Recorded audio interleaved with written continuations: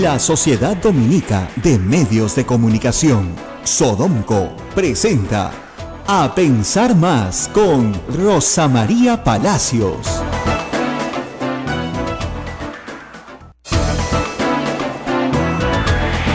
8 de la mañana, 2 minutos. Hola, muy buenos días, bienvenidos. Aquí comienza A Pensar Más con Rosa María Palacios en su edición de hoy, miércoles 3 de mayo. Bueno, y estamos nuevamente con ustedes para acompañarlos. Vengo un ratito de la iglesia aquí de Santo Domingo. Los que me siguen en Twitter seguramente se van a encontrar una foto que he colgado. Se ha inaugurado un altar muy bonito. Bueno, obviamente es un altar que ya existía, ¿no? Tradicional, pero se ha refaccionado íntegramente, se ha recuperado, se ha sacado un baño dorado que tenía encima, han salido todos los detalles y está la verdad muy bonito. Así que a la gente que viene regularmente a Santo Domingo y a la gente que no viene regularmente a Santo Domingo, pues invitarlos a que vengan, porque este nuevo altar tiene todos los santos peruanos. Así es. Se llama el altar de los santos peruanos. Dije, mi padre Javier me dice, es el altar de los santos peruanos.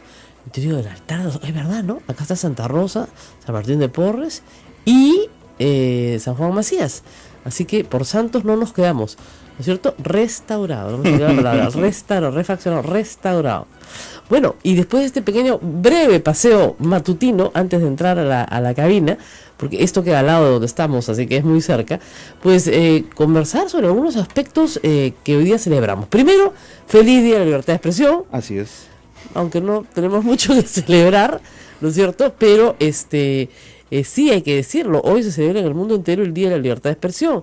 Y la verdad es que las cosas no andan muy bien para la libertad de expresión en el mundo entero, en lo que se llama la era de la posverdad, que es una forma bien, en realidad, sutil de decir la era de la mentira, ¿no? Esto de la posverdad es la era de la mentira. La verdad es la verdad, no admite más que la verdad, ¿no? Ni puntos medios, ni términos fríos ni tibios, ¿no? Así es, yo con mis alumnos siempre juego un juego, porque la mayoría de las personas creemos que la verdad no existe. Eso es una cosa muy curiosa, ¿no? O sea, intelectualmente se llega a relativizar tanto la verdad que dicen, no, la verdad no existe. No, perdón.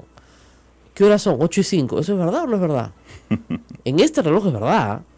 Ahorita es de mañana, ¿no es cierto? ¿Sí o no? ¿O es de noche? Es de no, es de mañana, no es de noche. Según este reloj, son las 8. Es, ¿no es cierto? Y es de mañana, no es de noche. Y estamos 3 de mayo, no estamos 4 de mayo, no estamos 1 de mayo, no, estamos 3 de mayo. Y resulta que es miércoles. Claro, se da un consenso arbitral decirle este día miércoles en español, pero eso no es. Entonces, la mayoría de las cosas que informamos parten de hechos, no parten de interpretaciones de los hechos, sino parten de hechos. Ahora, es verdad, esa también es una verdad, que en la interpretación de los hechos, los humanos no somos perfectos y que tenemos muchos problemas para interpretar los hechos correctamente. Primero, porque no tenemos todos los puntos de vista. Segundo, porque nuestro conocimiento es limitado de las cosas. La verdad absoluta, la única verdad, si quieren, es Dios. Nosotros los hombres tenemos la aspiración de llegar a la verdad, y el periodismo es eso, es la búsqueda constante de la verdad. Y si eso necesita rectificación constante, bueno, rectificación constante. La veracidad, que es algo distinto a la verdad, es decir todo lo que sabemos con honestidad en el momento en que lo sabemos. Por lo tanto, podemos ser veraces y cumplir con nuestro deber periodístico y no necesariamente llegar a toda la verdad, porque no es posible obtenerla. Entonces hay una confusión ahí permanente, ¿no? Los alumnos siempre dicen, no es posible llegar a la verdad. Bueno, si partimos de ahí, entonces, claro, con eso justificas todo, justificas mentir abiertamente. Como no es posible llegar a la verdad, entonces mintamos nomás, pues. Claro. ¿No? Disfracemos, manipulemos. Y periodista que manifiesta una realidad negada, ¿no? Exactamente, sí. Que niega una realidad, sí. Que la disfraza, que la oculta, etcétera, está mintiendo y por lo tanto no es creíble. ¿Y qué pasa con las personas que mienten todo el tiempo? No les creemos nada, pues es lo que nos pasa con los políticos, ¿no? Lamentablemente, mienten mucho, pues. Entonces, como mienten reiteradamente, creerles es muy difícil, ¿no? Incluso te dicen qué hora es y no le crees. Te dicen que es de mañana, debe ser de noche, sospecha. Pero hoy se celebra la posibilidad de decir la verdad, no decir la mentira. Y hay un artículo muy interesante de Augusto Álvarez que hace referencia a una investigación internacional de la situación en muchos países donde en el ánimo de defender la verdad, el Estado se está convirtiendo en el árbitro de la verdad. Y todos sabemos dónde termina eso. Eso termina en una dictadura. Es decir, hay tanta mentira en Internet que tenemos que regular Internet. Hay tanta mentira en el periódico, en prensa escrita, en televisión, que tenemos que regular. Entonces, eso termina siendo un problema porque el árbitro de la verdad no es el Estado. Por el contrario, el Estado tiene un interés, y bastante claro, en que usted no se entere de la verdad. Sobre todo si esa verdad perjudica al Estado. Entonces, ¿hay en el Perú problemas? Sí, claro que sí. El fujimorismo ha presentado un paquete de normas, no han sido aprobadas aún, que tienen que ver con esta, como dice Augusto Álvarez, obsesión que tiene Keiko Fujimori con los medios de comunicación. La misma obsesión que tenía Vladimiro Montesinos, es decir, si no controlo los medios de comunicación, no controlo el voto popular, ¿no? Entonces tengo que controlar los medios de comunicación. Y eso no es cierto. Eso no es cierto porque el mejor ejemplo, el antiejemplo de eso es su padre. Su padre en 1990 no controlaba un solo medio de comunicación. No había nadie en el, digamos, establishment de prensa que creía que su padre podía ser, ¿no es cierto?, una persona potable como presidente de la República, ¿ya? Fue duramente criticado, atacado, y ganó. Y puedo seguir poniendo ejemplos históricos y más recientes. No sé, a ver, Susana Villarán, Ollantumala, el mismo Pedro Pablo Kuczynski. O sea, muchos han tenido que luchar contra sectores muy grandes de la prensa que estaban embarcados justamente en el proyecto fujimorista. Si algo le ha sobrado a Keiko Fujimori es apoyo de la prensa. Por eso no se entiende esta necesidad y esta desesperación de presentar proyectos de lo más disparatados. Uno, para que se entregue el 2% como un impuesto a la prensa escrita nada más, del tiraje, para un fondo para el Canillita. Los Canillitas se llevan el 25% de los periódicos viejos y el 35% de la venta, no digo las ganancias, de la venta de los periódicos antiguos y de los nuevos 35%. O sea, sin hacer nada, esa es su ganancia por distribuir. ¿Ok? Es uno de los carteles más grandes que tiene el Perú. O sea, y es así, o sea, 35% y no hay discusión. Si no, no te distribuyen tu periódico. Y si no te distribuyen tu periódico, ¿cómo llegas? ¿Ya? No hay difusión en medio. Entonces, digamos, esa es una barrera de acceso bien grande para fundar un nuevo periódico, ¿ya? Pero bueno, ahora claro, también tendríamos que hablar de otros temas que también hace la prensa contra los consumidores, por lo menos concentrarse, ¿no? Y de eso hay que decir, cumplimos 3 años y medio. Mi acción de amparo tiene telarañas ahí en el Poder Judicial para que un juez de primera instancia se pronuncie sobre un amparo, ya simple y llanamente para que nos diga si hay concentración en prensa escrita o no en el Perú, porque un solo propietario tiene el 80% de los periódicos en el Perú. Es bien fácil, la pregunta es simple: ¿hay concentración o no de acuerdo a la fórmula de acaparamiento que señala la Constitución en el artículo 61? ¿Hay o no hay? Si nos dice que no hay, perfecto, apelamos. Si terminamos en la Corte Interamericana, donde hay jurisprudencia favorable, nos van a dar la razón, ¿no es cierto? Y usted tendrá posibilidad de escoger qué quiere leer y no leer el mismo titular todo el día, ¿no es cierto? Pero en fin. Ahora, además de celebrar la libertad de prensa, tenemos que contarles varias cosas. La primera es que, bueno, el presidente va a firmar la declaración de Chapultepec, que es una declaración de libertad de prensa hoy. Un gesto creo que es valioso en este día, justamente cuando el fujimorismo está presentando proyectos contra la libertad de expresión, ¿no es cierto? Espero que el ministro Nieto se entere de qué se trate, porque la última vez que le preguntaron por esto dijo que no había seguido el tema. Hay una actitud de algunos ministros de no querer pelearse por nada con el fujimorismo. Sí, quedan muy mal, pues, porque quedan como desinformados y eso. Y el ministro Nieto puede ser cualquier cosa menos desinformado. Claro. ¿Ya? Ahora, hoy se presenta el grupo de reforma electoral con su proyecto. Les deseo muchos éxitos y mucha suerte, porque no se va a reformar nada de verdad. O sea, de lo que de veras importa, créanme, ojalá me equivoque y diga sí, me equivoqué, pero no se va a reformar nada, porque a ninguno de los partidos políticos y sobre todo al fujimorismo le conviene. El fujimorismo ha aprendido a vivir de este sistema y este sistema le conviene. Lo único que quieren es que no entren nuevos partidos. O sea, mientras menos partidos sean, mejor. Para, por supuesto, las elecciones del 2021. Lo que no quieren es un loquito que aparezca a la nada, ¿no? Y vaya contra Keiko Fujimori en la segunda vuelta y ya, ¿no? Entonces, no.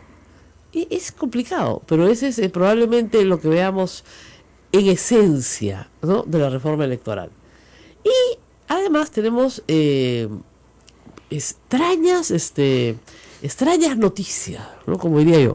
Bueno, resulta que hay un exportador, entre comillas, que es un capo de la mafia de la minería ilegal, que exportó 47 millones de oro ilegal a Estados Unidos. Tú dices, oye, pero esto pasó hace años.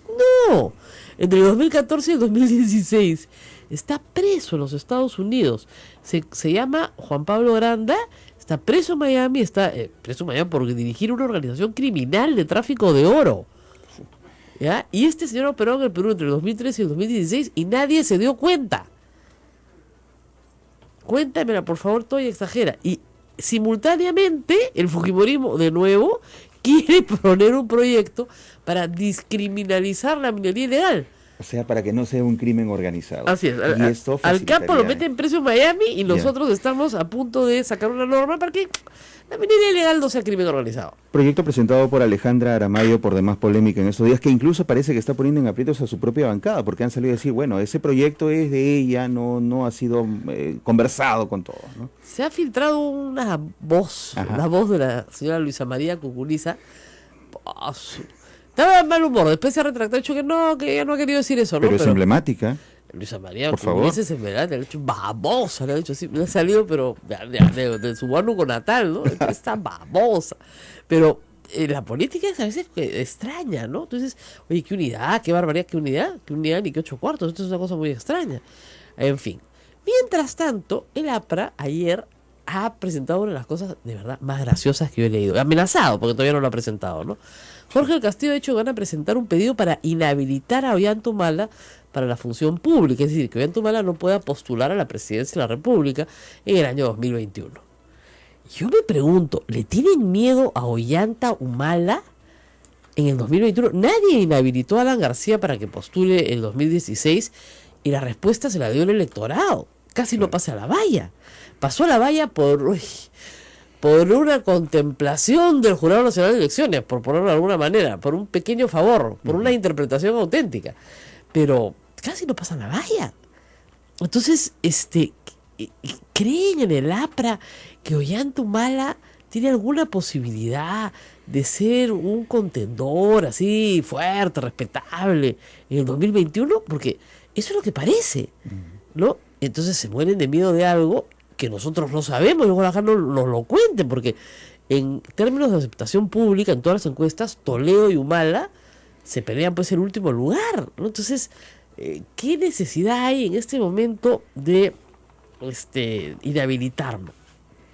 Yo ayer escribí, no le ven futuro, y este hombre no tiene ni presente. O sea, ¿cómo le van a ver futuro? Ahora, con la esposa no sé qué van a hacer, porque como ella no ha sido funcionaria pública, no la puedes inhabilitar, pues entonces ahí está fregado, ¿eh?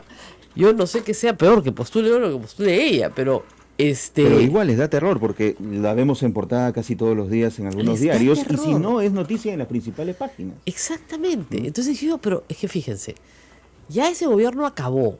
Keiko Fujimori ya perdió. Ya ha vuelto a perder con Kuczynski. Si no pueden recuperarse de eso, ya pasó, ¿no? O sea, es como una competencia deportiva, pues se pierde y se gana, hay que saber perder, hay que saber ganar. Ya perdieron, sí, perdieron, pues, pero inhabilitarlo para la función pública. Miren, el gobierno de Ollanta no promovió la inhabilitación de Alan García, promovió una mega comisión que, a pesar de todos los esfuerzos leguleyeros de Alan García y su corte de abogados, porque fue leguleyada tras leguleyada, que no lo podían citar, que lo tenían que volver a citar, que tenían que citarlo con las preguntas, ¿te acuerdas? Que tenían que citarlo con los temas, con las preguntas, con los archivos, o sea, así no te citan, pero ni en el juicio más santo de los Estados Unidos, ya, bueno, a pesar de todas esas leguleyadas, se establecieron algunas informaciones muy importantes, como por ejemplo la cantidad de gente que había conmutado su pena de narcotráfico, ¿no?, en manos del presidente Alan García. Información que fue muy relevante para la campaña, sí, efectivamente, porque era un candidato que evidentemente no hacía ningún mea culpa de lo que había hecho. Claro. O sea, como yo le puse la chapa, era el candidato favorito del narcotráfico, porque le había conmutado la pena a 3.002 narcos. O sea, de todo calibre, sí, claro, desde la pobre mujer que por ganarse unos soles de Burrier, ya, que tiene penas graves en el Perú, hasta el capo que ellos nunca han reconocido, que también indultó o conmutó, para ponerlo en términos estrictos, le rebajó la pena. Entonces, él tomó el 30% de las sentencias del Poder Judicial y les varió la pena. Porque ese fue un grupo, el otro grupo era robo, asalto, etcétera, todos los demás delitos. O sea, el presidente Alan García, por sí ante sí, sustituyendo a la Corte Suprema, de 15.000 sentenciados, le conmutó la pena a 5.000, o indultó a 5.000, entre indultos y conmutaciones. Eso se descubrió trabajando durante la media comisión, pero sobre todo por un trabajo periodístico de Daniel Llovera, que en ese momento trabajaba conmigo, y cuando trabajábamos juntos en ATV, 5.000 indultos. Entonces, bueno, ¿lo inhabilitaron para el ejercicio de la función pública? No. Y caracho, o sea, nunca hubo una línea sobre ese tema en la campaña del 2016, como para decir, no, fíjense, ¿no? Él dio explicaciones, él decía que yo y Dios nos conectábamos y hablábamos todas las noches y lo que fuera, pero nunca hubo una explicación, y para eso sirvió la megacomisión. Si están viniendo a darle el vuelto ahora, un poco tarde, ¿no? Es igual, los audios de Madre Mía, bueno, ojalá pues que la Coordinadora Nacional de Derechos Humanos encuentre ahí materia para reabrir un caso, pues yo no veo por dónde. Si se hubieran usado el 2011, o si se hubieran usado en el momento en que el proceso estaba vigente, hubieran tenido algún mérito. Pero en este momento, ¿qué mérito puede tener? Ahora, evidentemente, nadie le cree, por supuesto, a Nadine Heredia cuando acusa aquí y allá, porque ella también ha mentido mucho, pues, y te pasa la misma de Toledo. Yo comentaba eso esta mañana, temprano. Cuando has mentido mucho en tu carrera política, ya nadie te cree cada vez que abres la boca. Entonces, ese es el problema. Pero Edmundo Cruz va a estar con nosotros esta mañana, está viniendo. Edmundo Cruz es periodista de investigación del diario La República y fue el que publicó justamente los audios del chuponeo al candidato Ollantaytambo en el año 2011. Y nos va a contar toda la historia completita, porque la historia ayer la ha recordado Miguel Ramírez y es bien interesante. Vamos a la pausa y volvemos. Esto es A Pensar Más con Rosa María Palacios en las emisoras de la Sociedad Dominica de Medios de Comunicación.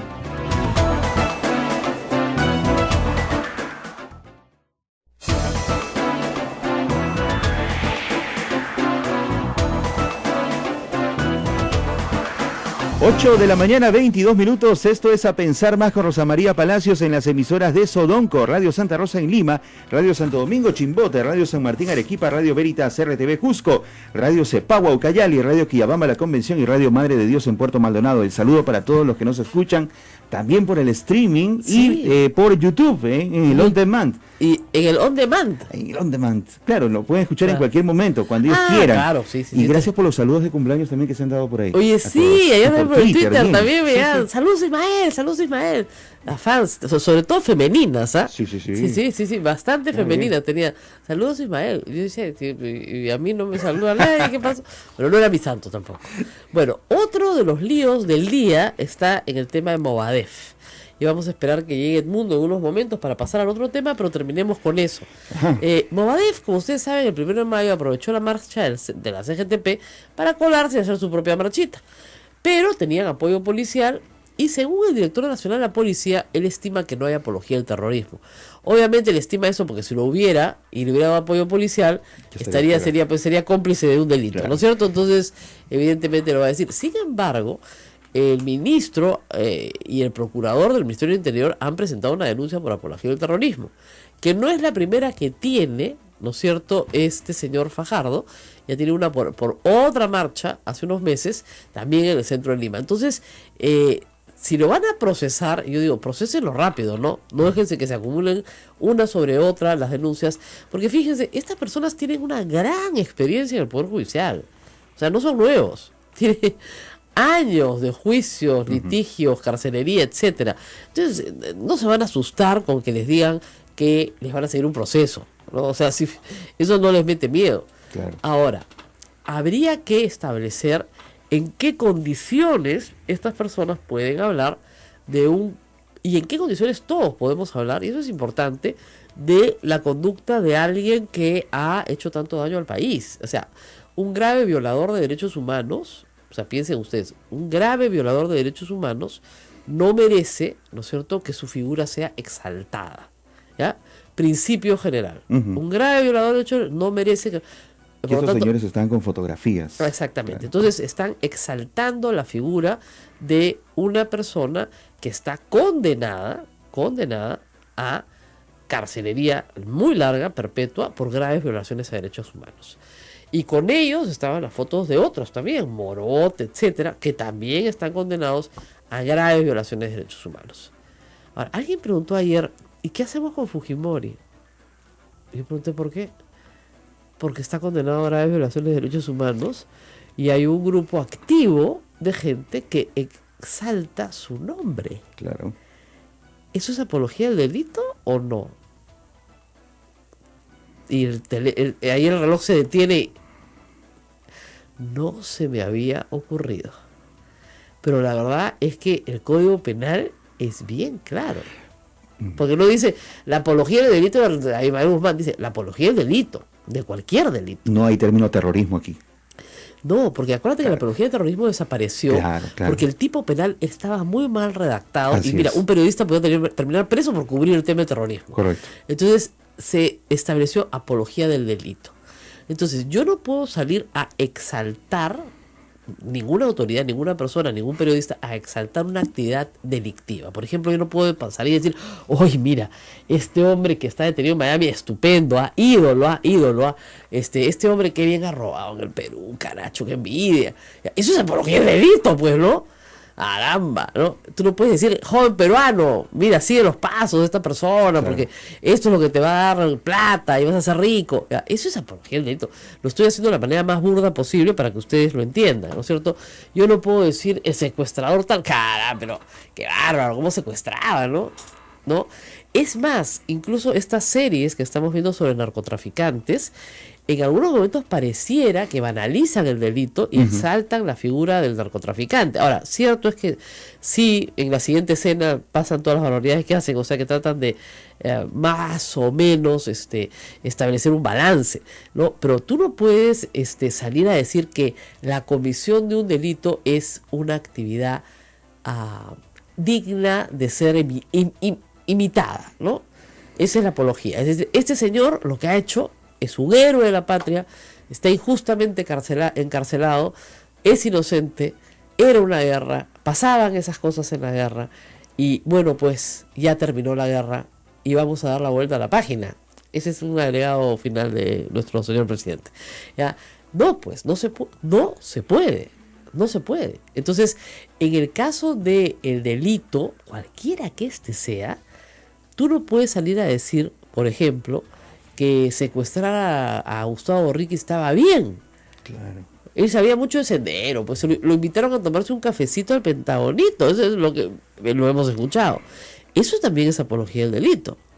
Entonces, me parece muy bien que se persiga el terrorismo por apología del delito, porque, digamos, siendo yo más joven que Ismael, pero no menos joven que Abel,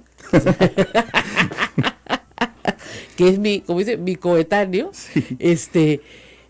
Sabemos lo que hemos sufrido acá. Tal vez la gente más joven no, y de vez en cuando hay que recordárselo, ¿no? Pero estas personas tienen que estar presas porque el problema que tienen no solamente son sus actos y los actos que promovieron, sino que sus ideas son muy peligrosas para la democracia, porque la idea primigenia de Manuel Guzmán es destruir la democracia a partir de la violencia. ¿Ya? Y si para ello tiene que sumergir al país en un río de sangre, lo haría de nuevo. No hay ningún arrepentimiento de su parte. Entonces es una persona peligrosísima para la sociedad peruana, que se le ha respetado la vida por una cuestión justa y justamente de respeto democrático por la vida. ¿Ya? Entonces volvemos a lo de siempre, respetamos a las personas, no respetamos las ideas. O sea, tu opinión no importa. La opinión de Manuel Guzmán no importa. Se respeta la vida de la persona, pero no se le respeta en cuanto a las ideas que él promueve o promueven sus seguidores en las calles. Y eso merece una sanción. Pero para todos, la reflexión de, ¿no hacemos apología del delito algunas veces? ¿O no? Cuando decimos, caramba, tipazo ¿ah? Oye, el tipazo era un choro, era un ladrón, un delincuente, y se le presenta, ¿no es cierto? Como, y eso pasa, te voy a decir, en muchos sitios, me contaba, a veces pasa que cuando un ladrón prontuariado logra escapar de la justicia y ser declarado en libertad por medios lícitos o ilícitos, ¿qué pasa cuando llega a su casa?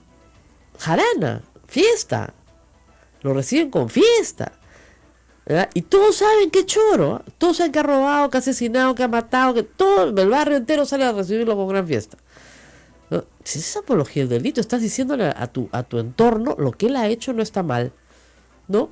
Lo que él ha hecho está bien, ¿no es cierto? Y como está bien, bueno, vamos a celebrar. Ya, no estamos educando a nadie si es que esto continúa. Por esa razón, los terroristas y sus seguidores se sienten tan libres de salir a la calle a decir que estos están presos injustamente y que son efectivamente las víctimas de una persecución. No reconocen la justicia. No reconocen la justicia. Claro. Ayer, además, Bernal Guzmán tuvo una pataleta en medio del juicio de Tarata y lo tuvieron que expulsar de la sala, bien expulsado. Tienes que guardar ciertas reglas de conducta, si no te votan, lo votaron, bien votado. Y me alegró también que la prensa no levantara mucho la noticia. Es algo que quiero destacar, lo vi esta mañana y sí hay que destacarlo. No pusieron el momento en que él, digamos... Perdió los papeles. Me parece bien. Lo informaron. No era necesario. Así es. Y esa es una decisión editorial. ¿Se dan cuenta? Es decir, ya, yo quiero... De autorregulación. Exactamente, yo quiero informar y voy a informarlo todo, pero no le voy a dar tribuna a un terrorista para que pegue gritos a un juez. Así es. De ninguna manera. Y esa es una decisión editorial. Una decisión que le está diciendo al público, te voy a contar todo lo que pasó, pero no quiero la imagen de un terrorista amenazando a la democracia a través del Poder Judicial. Y me parece bien, yo también dije, qué bien que no lo han sacado. Milagro. No demos ideas, porque de repente lo comienzan a pasar todo el fin de semana, ¿no? Pero sí.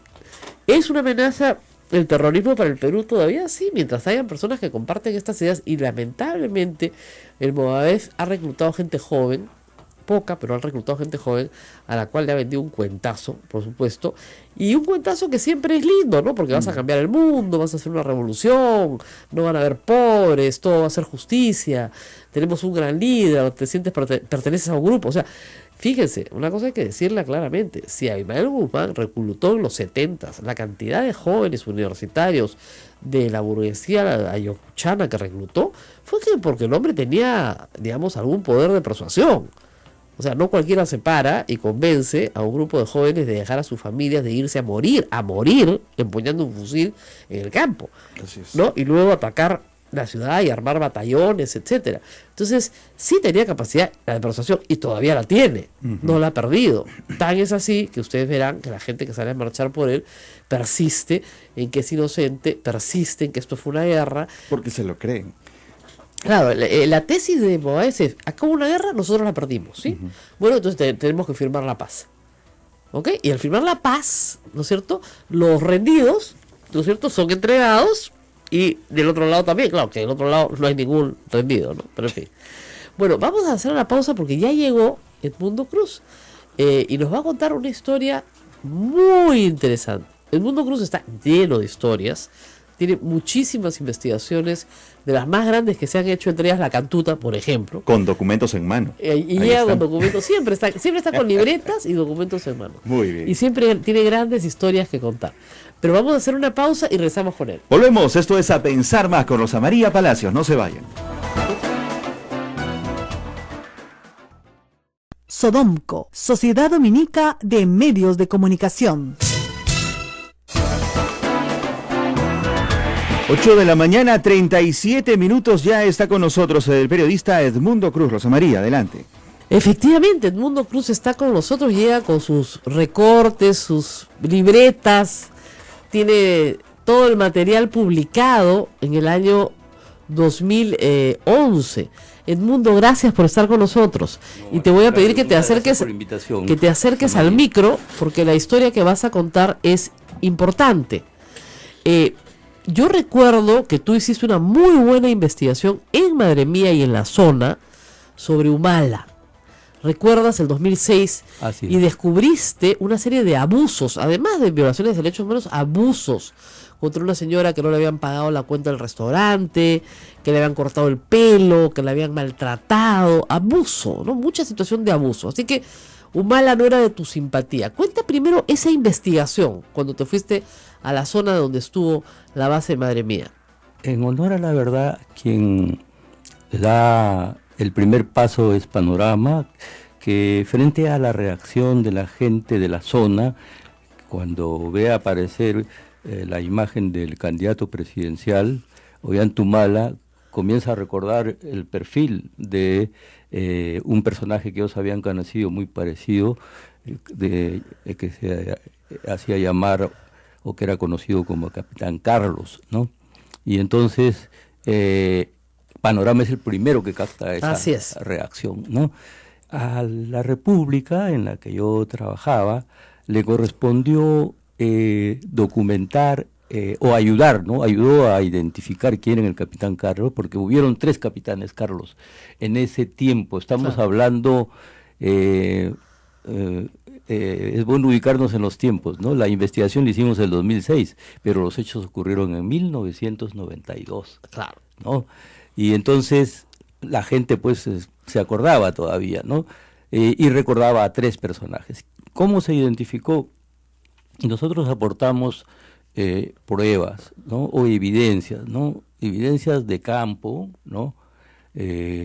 Tuvimos el apoyo de la Coordinadora de Derechos Humanos, nuestras fuentes militares. Yo trabajaba con una colega muy eficiente, Elizabeth Prado, ¿no?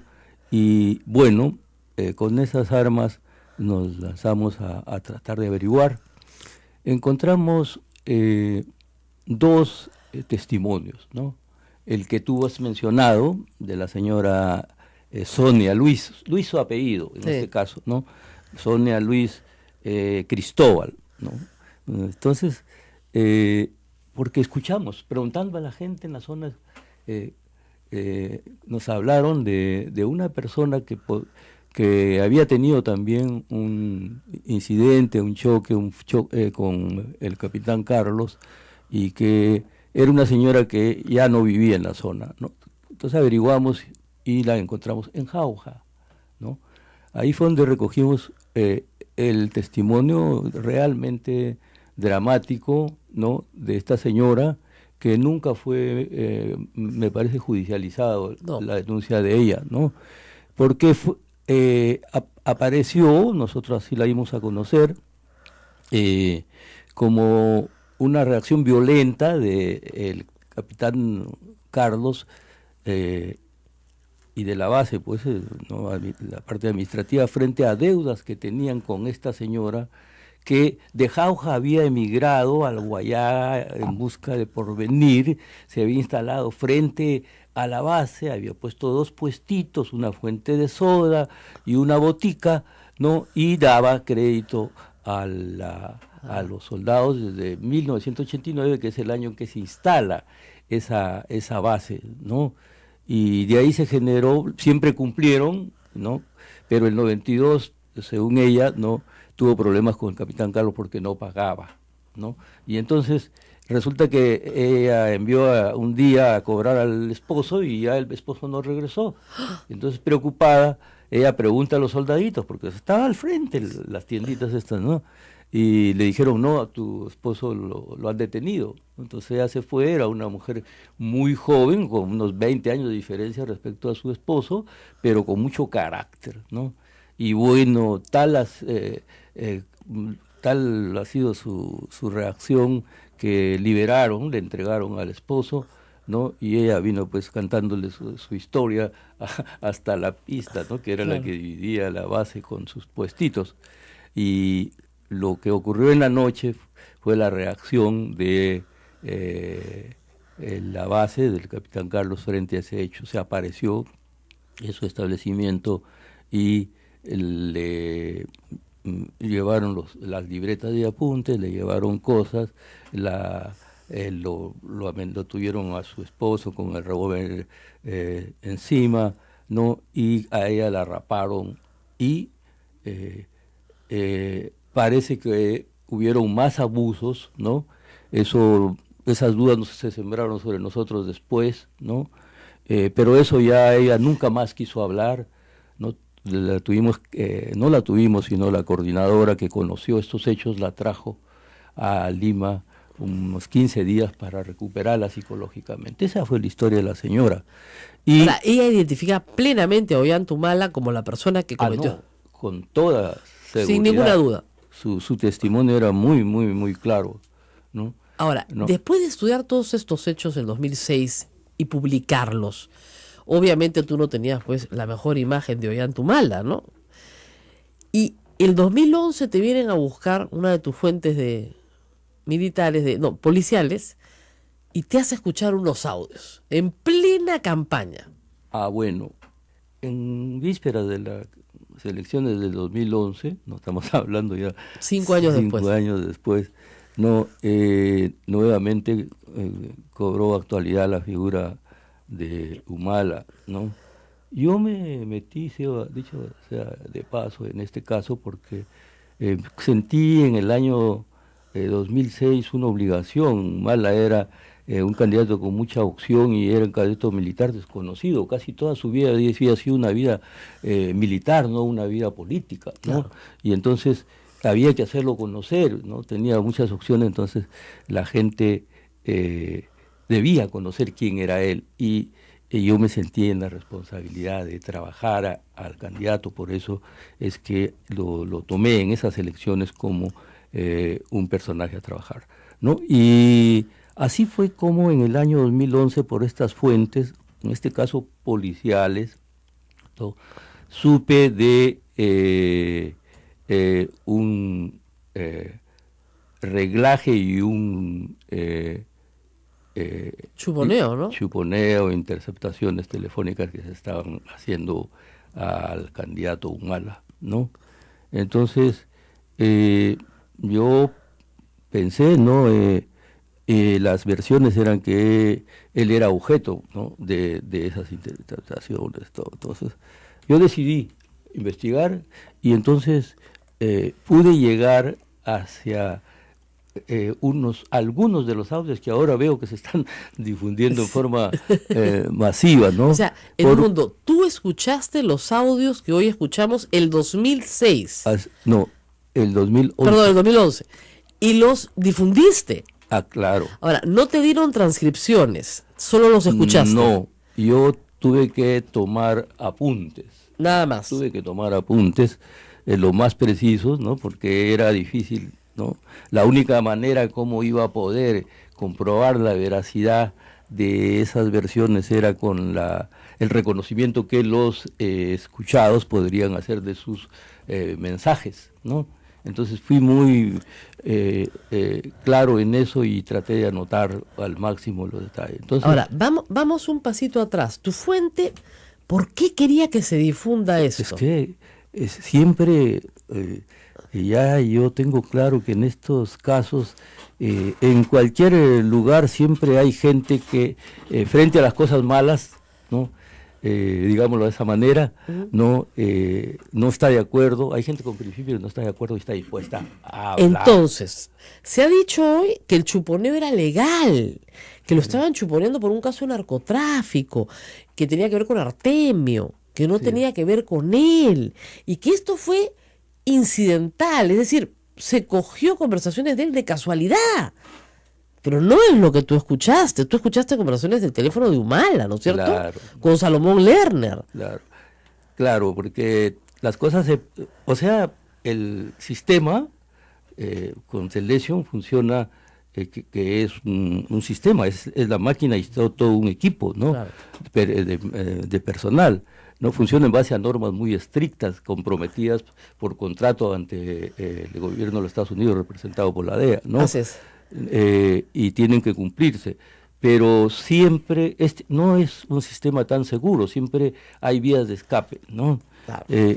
Entonces el asunto es que se presentaba como unas escuchas legales, porque el sistema es así, escuchas legales, ¿no? No, claro, lógico. No, escuchas legales. Entonces, lo cierto es que hay muchos elementos que nos llevan a dudar, ¿no? Y en este caso a encontrar en la realidad que contradecían las normas. ¿Cuáles son esas evidencias? En primer lugar, yo escuché 4, ¿no? Yo tomé conocimiento de 4 llamadas, ¿no?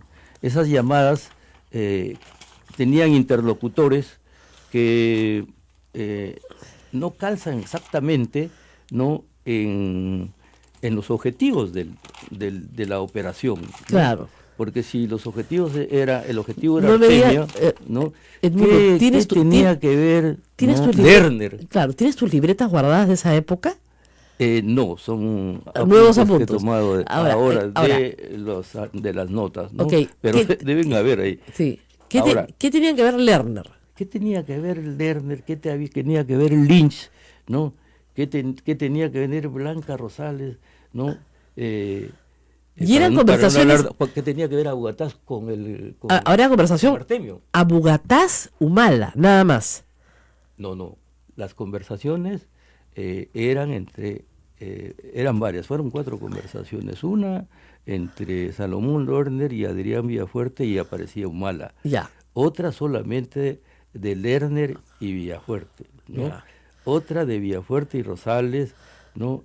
También, y otra de Abugataz con Humala, con Lerner, donde apareció Humala. Ahora, sí, claro, ninguno de esos personajes tiene que ver con Artemio, pues ni remotamente. ¿No? Ahora, algo más. Esas no las han sacado ahora, pues, porque claro, si las sacaran, se notaría que no había ningún tema de narcotráfico. Ahora, ese es el otro punto. Si tú analizas los contenidos no tienen nada que ver con acciones con acciones terroristas, subversivas, claro. Nada que ver, ¿cierto? Los temas eran, en la primera conversación, el viaje a Iquitos y Pucallpa de la campaña. Claro. El segundo era un posible apoyo a la candidatura de Humala por parte de Acuña. Ya, también, ¿no? Tema de campaña. Y así, otro tema era los comentarios que había hecho un miembro de la FAP que se había adherido al movimiento, pero que ellos suponían que era una especie de topo. Ajá. ¿No? Y así, entonces, ese es un detalle que, por el lado de los contenidos, por el lado de los personajes. Algo más. Edmundo, tenemos que ir a una pausa que me piden en toda la red de provincias y regresamos. No se pierdan esta historia, no la van a escuchar en ninguna parte.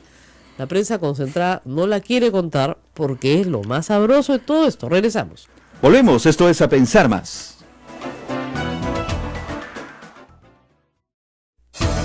El periodista Edmundo Cruz está en nuestros estudios hablando sobre los audios de Ollanta Humala, una entrevista exclusiva con Rosa María Palacios que está dando que hablar en el Twitter en estos momentos. Sí, está revolucionando el Twitter en este momento, pero Edmundo, los están escuchando por muchas partes, no nos queda mucho tiempo. Estas 4 conversaciones te las dieron, tomaste apuntes y sobre la base de esos apuntes hiciste la denuncia en La República y luego Daniela Abugataz va a la de Andro, ya eligió Humala y lo conmina, ¿no es cierto? En ese momento al general Moraga a que le diga, ¿no es cierto? Si estaban chuponeando, dijo, no, nosotros no hemos chuponeado nunca a Ollanta Humala. O sea, le mintió descaradamente, pero tú publicaste esto en La República, pero no te dieron mucha bola con la publicación, ¿no?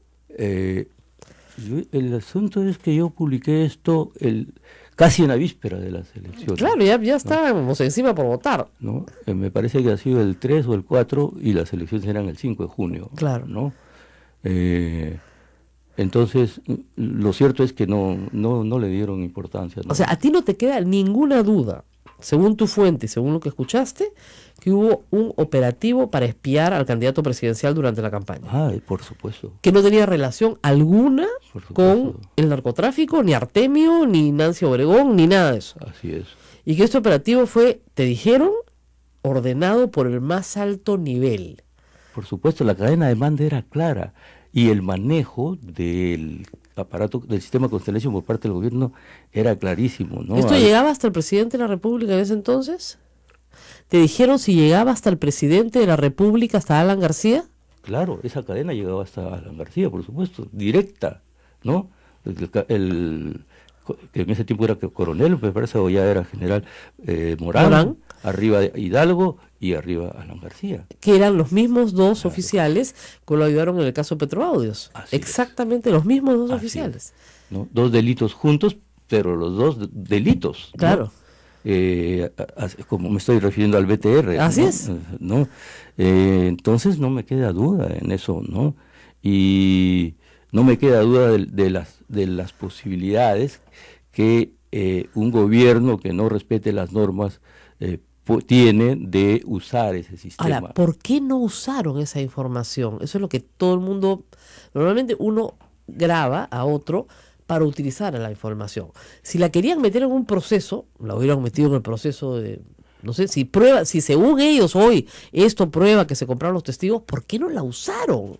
Ahora, el triunfo de Humala, ¿no? El día 5, ¿no? Obviamente que cambió el panorama, cambió el escenario para quienes estaban llevando a cabo esto, bueno, ¿no? Es que y retrocedieron. Ok, pero si hay un delito, hay un delito. Si no hay si hay un delito, igual le pasas el material al fiscal, y el fiscal combina pues al señor Humala que diga lo dicho, lo que tenga que decir, refutarlo, y luego lo procesa. Claro, la elección... ¿Por qué no se procesó en ese momento? La elección de Humala tiene efecto como factor de presión principalmente hacia los mandos policiales que manejaban esto, ¿no?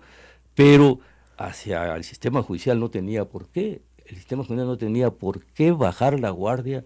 Ahora, el fiscal y el juez dicen que ellos nunca ordenaron la interceptación del teléfono de Ollanta Humala. De lo que tú escuchaste, ¿qué teléfono estaban interceptando? ¿El de Abugataz, el de Lerner, el de Villafuerte? Ahí hay un asunto interesante porque, bueno, tú sabes, el Constellation intercepta 300 llamadas en tiempo real, o sea, está permanentemente, ¿no? Claro. Chuponeando 300 teléfonos, ¿no? A la vez. No quiere decir que solamente son 300 números, no, pueden haber una lista de 10.000 y de esos 10.000, los 300 que estén hablando en orden de importancia, esos están siendo chuponeados. No, es impresionante. Nunca dejan de estar siendo chuponeados 300 teléfonos, ¿no? Entonces hay una lista selectiva. Ahora lo que me llamó la atención, yo anoté en aquella oportunidad que algunas de estas interacciones eran directas a los celulares de Lerner y no se recuerda el otro, ¿no? Ya. De Villafuerte, probablemente. Sí, me parece que sí. Y luego, en la verificación que hice con Abugataz, salió a relucir algo muy importante. Él decía, sí, esto es lo que yo he conversado, pero esto no le he hablado por teléfono. Y entonces hubo un proceso de confrontación con los otros interlocutores, ¿no? Y se llegó a la conclusión de que efectivamente no era una conversación por teléfono, sino que entonces esa había sido captada de otro modo, o sea, probablemente con un micrófono escondido, ¿no? Dentro del teléfono, tal vez. O dentro del lugar. Claro, dentro del lugar.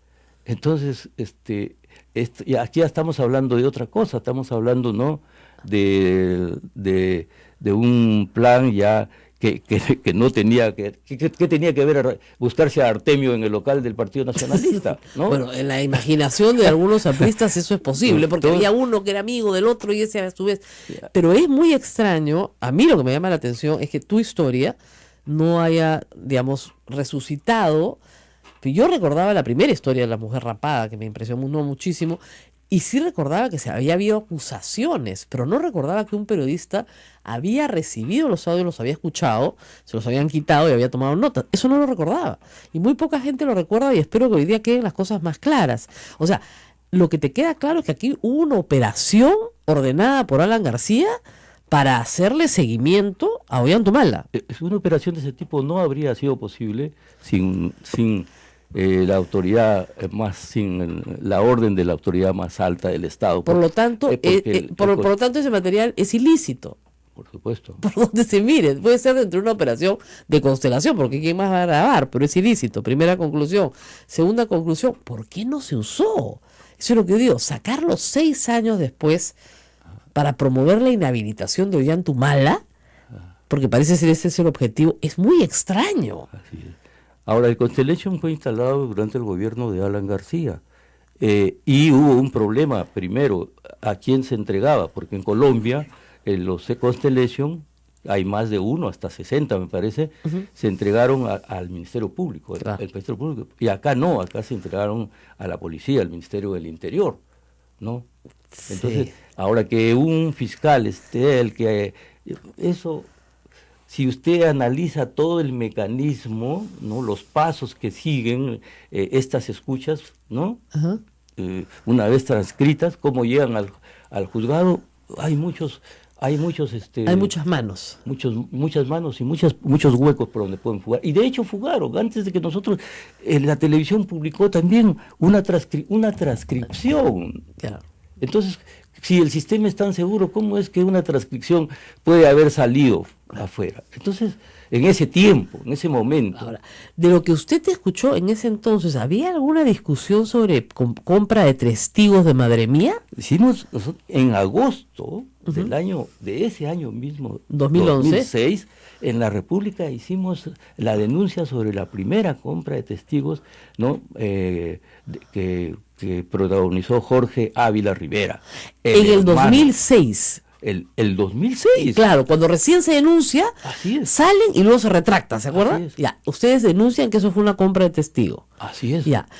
Luego, en el transcurso del tiempo, arranca el proceso por Madre Mía y la justicia determina en todas sus instancias, hasta la Suprema, que no se puede establecer una verdad procesal porque, claro, por un lado tú puedes comprar el testigo para que se desdiga, pero al mismo tiempo el testigo puede extorsionarte, ¿no es cierto?, para decir que va a contar lo que no es verdad para que te metan preso. Entonces se establece ahí un imposible. Ambos mienten. Y como ambos mienten, no se puede establecer la verdad procesal. Y por eso se sobreseguió el caso.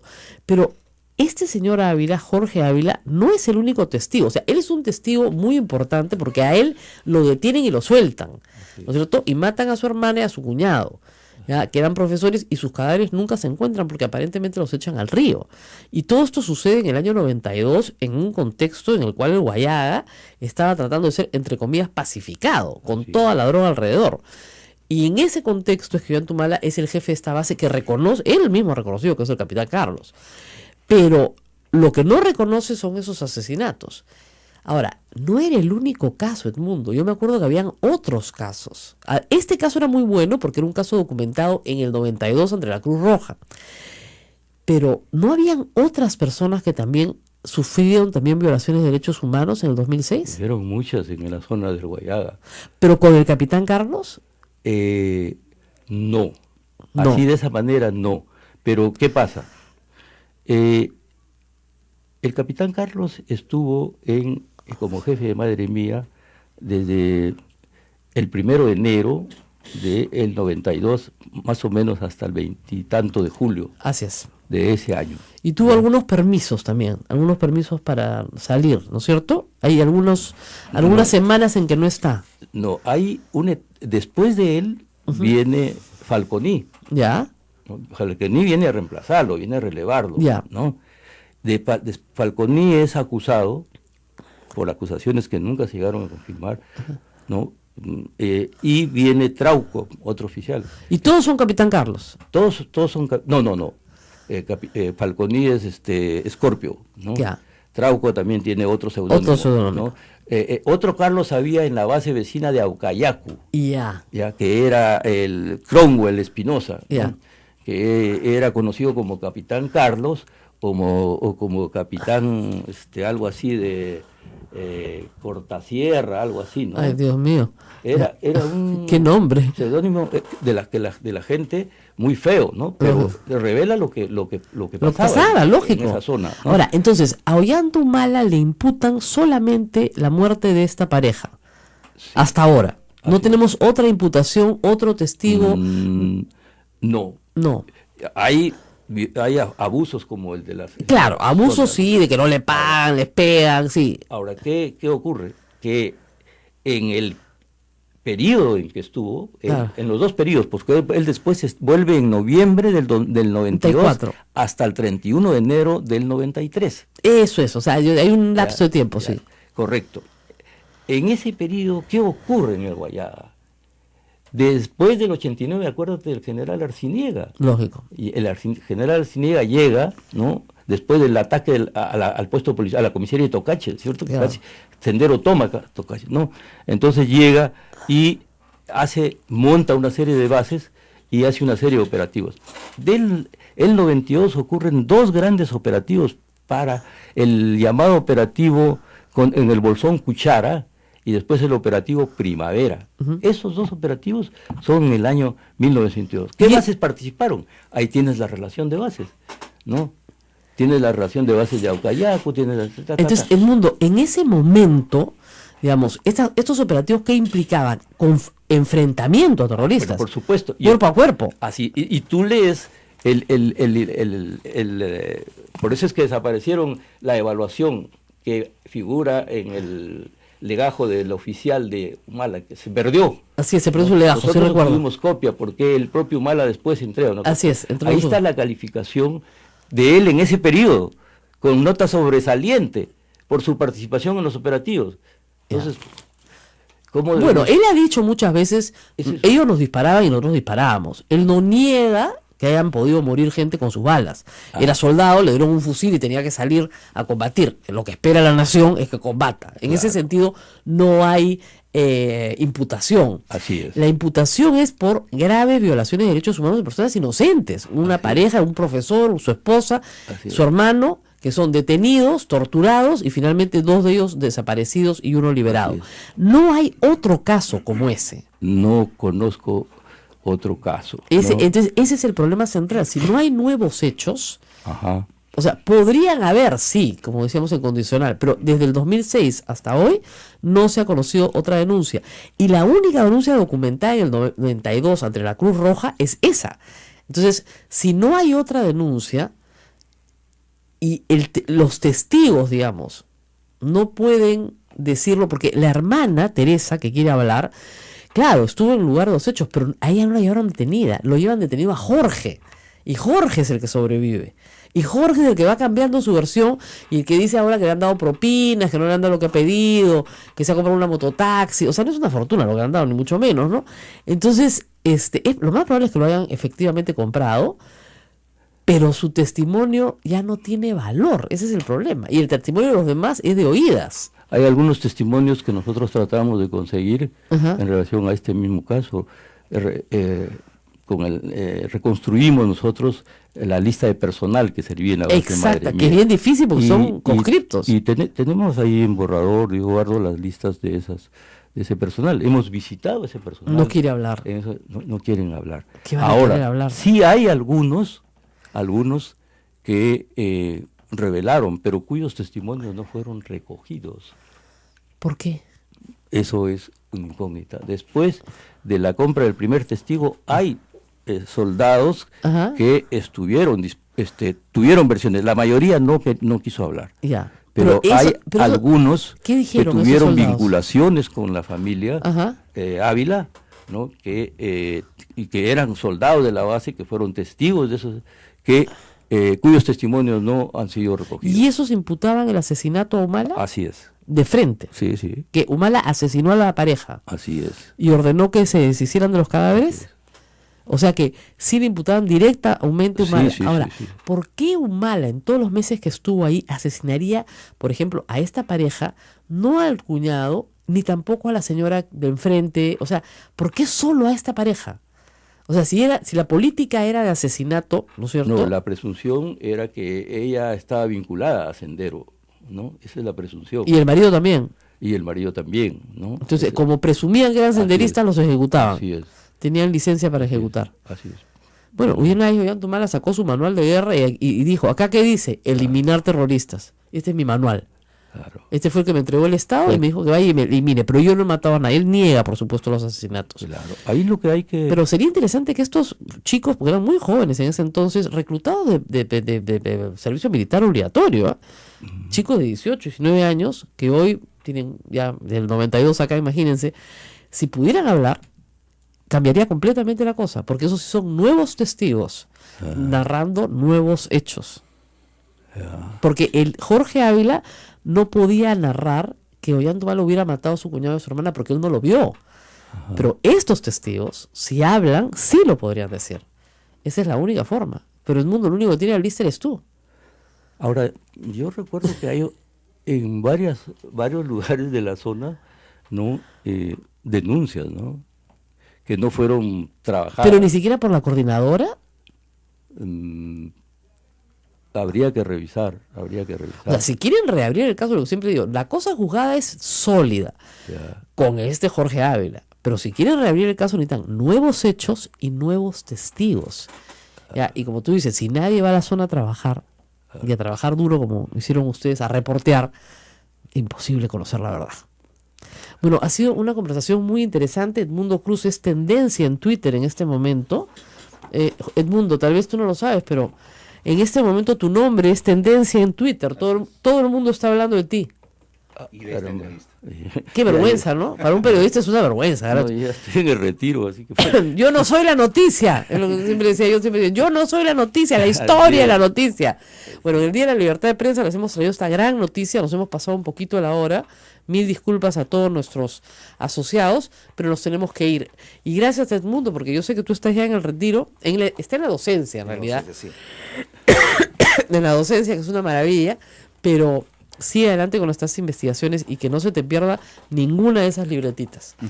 Nos tenemos que despedir. Va subiendo la tendencia. La tendencia Sí, cada vez está más alta. Así es. ¿Ya?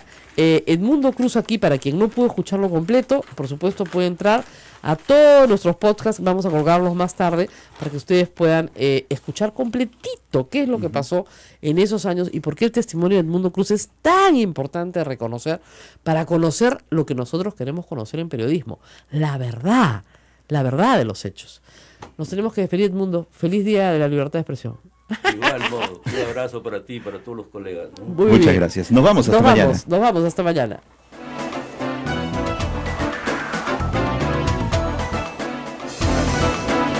Hasta aquí, A Pensar Más con Rosa María Palacios. Este programa fue producido por la Sociedad Dominica de Medios de Comunicación, Sodomco. Mía y en la zona sobre Humala. ¿Recuerdas el 2006? Y descubriste una serie de abusos, además de violaciones de derechos humanos, abusos contra una señora que no le habían pagado la cuenta del restaurante, que le habían cortado el pelo, que le habían maltratado, abuso, ¿no? Mucha situación de abuso. Así que Humala no era de tu simpatía. Cuenta primero esa investigación cuando te fuiste a la zona donde estuvo la base de Madre Mía. En honor a la verdad, quien da el primer paso es Panorama, que frente a la reacción de la gente de la zona, cuando ve aparecer la imagen del candidato presidencial, Ollantaytamala, comienza a recordar el perfil de un personaje que ellos habían conocido muy parecido, que se hacía llamar o que era conocido como Capitán Carlos, ¿no? Y entonces Panorama es el primero que capta esa reacción, ¿no? A la República, en la que yo trabajaba, le correspondió documentar o ayudar, ¿no? Ayudó a identificar quién era el Capitán Carlos, porque hubieron 3 Capitanes Carlos en ese tiempo. Estamos hablando, es bueno ubicarnos en los tiempos, ¿no? La investigación la hicimos en el 2006, pero los hechos ocurrieron en 1992. Claro. ¿No? Y entonces la gente pues se acordaba todavía, ¿no? Y recordaba a 3 personajes. ¿Cómo se identificó? Nosotros aportamos pruebas, ¿no? O evidencias, ¿no? Evidencias de campo, ¿no? Tuvimos el apoyo de la Coordinadora de Derechos Humanos, nuestras fuentes militares.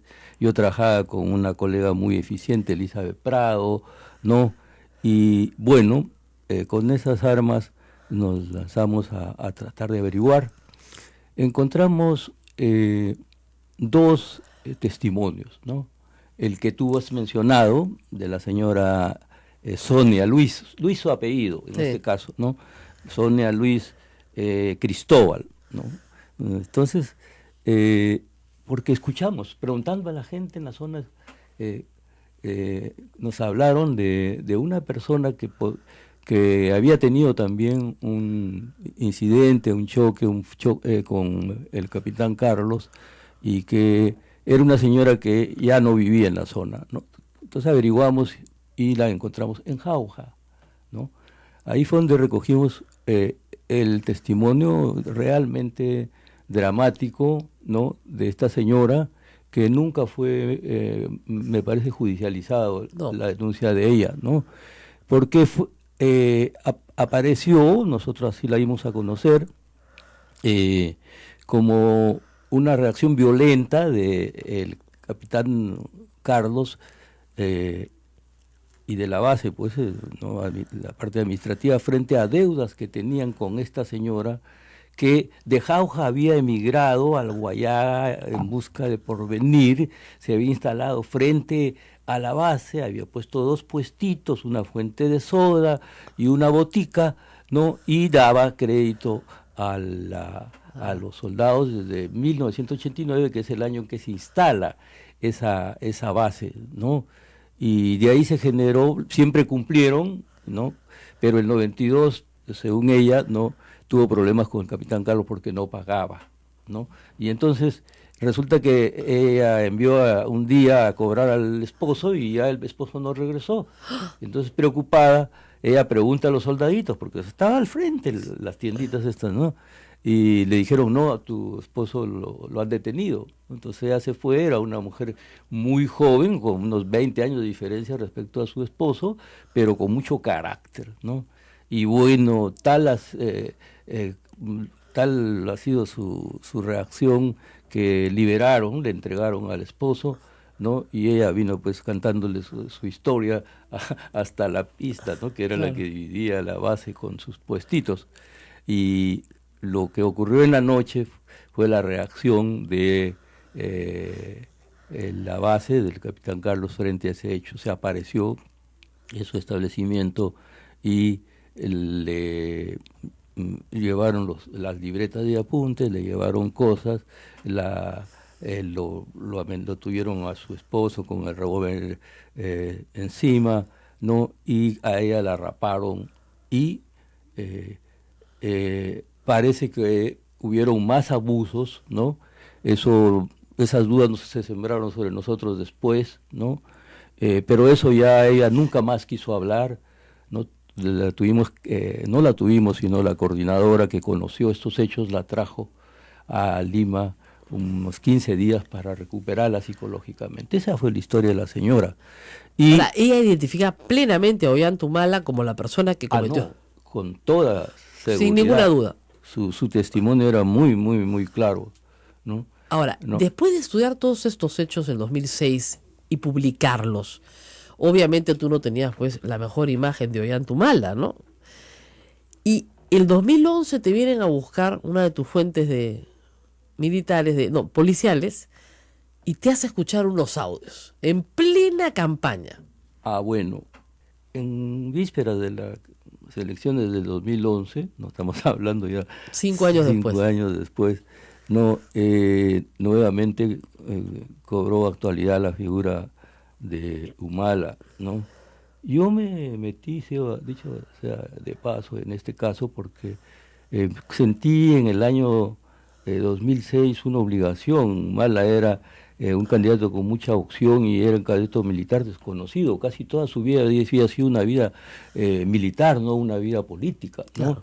Y entonces había que hacerlo conocer, ¿no? Tenía muchas opciones, entonces la gente debía conocer quién era él, y yo me sentí en la responsabilidad de trabajar al candidato. Por eso es que lo tomé en esas elecciones como un personaje a trabajar, ¿no? Y así fue como en el año 2011, por estas fuentes, en este caso policiales, ¿no?, supe de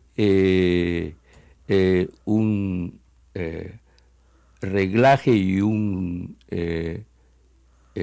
chuponeo, ¿no? Chuponeo, interceptaciones telefónicas que se estaban haciendo al candidato Humala, ¿no?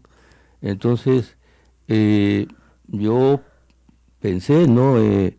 Las versiones eran que él era objeto, ¿no? de esas interpretaciones, todo. Entonces, yo decidí investigar. 5%, o sea, sin hacer nada, esa es su ganancia por distribuir, ¿ok? Es uno de los carteles más grandes que tiene el Perú, o sea, y es así, o sea, 35% y no hay discusión. Si no, no te distribuyen tu periódico. Y si no te distribuyen tu periódico, ¿cómo llegas? ¿Ya? No hay difusión en medio. Entonces, digamos, esa es una barrera de acceso bien grande para fundar un nuevo periódico, ¿ya? Pero bueno, ahora claro, también tendríamos que hablar de otros temas que también hace la prensa contra los consumidores, por lo menos concentrarse, ¿no? Y de eso hay que decir, cumplimos 3 años y medio. Mi acción de amparo tiene telarañas ahí en el Poder Judicial para que un juez de primera instancia se pronuncie sobre un amparo, ya simple y llanamente para que nos diga si hay concentración en prensa escrita o no en el Perú, porque un solo propietario tiene el 80% de los periódicos en el Perú. Es bien fácil, la pregunta es simple: ¿hay concentración o no de acuerdo a la fórmula de acaparamiento que señala la Constitución en el artículo 61? ¿Hay o no hay? Si nos dice que no hay, perfecto, apelamos y terminamos en la Corte Interamericana donde hay jurisprudencia favorable y nos van a dar la razón, ¿no es cierto? Y usted tendrá posibilidad de escoger qué quiere leer y no leer el mismo titular todo el día, ¿no es cierto? Pero en fin. Ahora, además de celebrar la libertad de prensa, tenemos que contarles varias cosas. La primera es que, bueno, el presidente va a firmar la declaración de Chapultepec, que es una declaración de libertad de prensa hoy. Un gesto creo que es valioso en este día, justamente cuando el fujimorismo está presentando proyectos contra la libertad de expresión, ¿no es cierto? Espero que el ministro Nieto se entere de qué se trate, porque la última vez que le preguntaron por esto dijo que no había seguido el tema. Hay una actitud de algunos ministros de no querer pelearse por nada con el fujimorismo. Quedan muy mal, pues, porque quedan como desinformados y eso. Y el ministro Nieto puede ser cualquier cosa menos desinformado. Claro. ¿Ya? Ahora, hoy se presenta el grupo de reforma electoral con su proyecto. Les deseo muchos éxitos y mucha suerte, porque no se va a reformar nada de verdad. O sea, de lo que de veras importa, créanme, ojalá me equivoque y diga sí, me equivoqué, pero no se va a reformar nada, porque a ninguno de los partidos políticos y sobre todo al fujimorismo le conviene. El fujimorismo ha aprendido a vivir de este sistema y este sistema le conviene. Lo único que quieren es que no entren nuevos partidos. O sea, mientras menos partidos sean, mejor. Para por supuesto, las elecciones del 2021. Lo que no quieren es un loquito que aparezca a la nada, ¿no? Y vaya contra Keiko Fujimori en la segunda vuelta y ya, ¿no? Entonces, no.